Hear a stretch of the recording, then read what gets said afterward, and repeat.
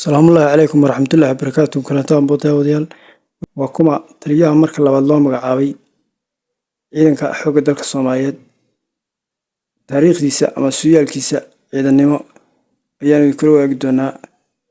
كان رأيوا يوسف راقي وفي عيدن كسوا بيري لبدي كون وحكم دي هاي كان رأيوا وقود داير سوقبتي حلقة وقصر رايا عيدن كحوق الصوماليا وحاول توابركو سوقاتي dalalka Turkiga iyo Uganda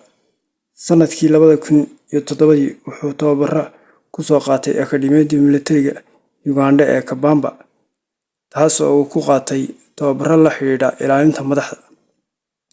wuxuu markale dib ugu laabtay dalka Uganda 2008 wuxuuna tababar ku soo qaatay akademiyada Mubende wuxuuna halkaas ku soo qaatay tababarka taliye urur dhammaadkii sanadkii 2009 wuxuu qaatay darajada xidigle oo uu siiyay madaxweynihii xilligaas Sheekh Shariif Sheikh Ahmed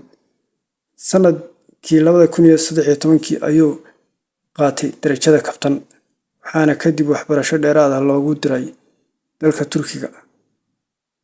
markuu Turkiga tagay waxa uu waxbarasho u galay kulliyadda ciidanka ee National Defence University oo ku soo qaatay tababar dhanka luqadda ah sanadkii 2016 ayuu dib ugu laabtay Soomaaliya kadib waxa loo dilacsiiyay gaashaanle dhexe wuxuuna taliye horin ka ahaa ciidanka ilaalada madaxtooyada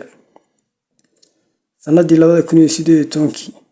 waxa loo magacaabay taliyaha ilaalada madaxtooyada ee Villa Soomaaliya xilalka kale ee uu soo qabtay waxa kamid ah taliye ku-xigeenka ciidamada qalabka sida iyo taliyaha ciidamada dhulka sidoo kale waxa loo magacaabay 2019 taliyaha guud ee ciidamada qalabka sida ugu dambeyntii General Odawa Yusuf Raage qof ahaan waa nin aftahan ah howlkara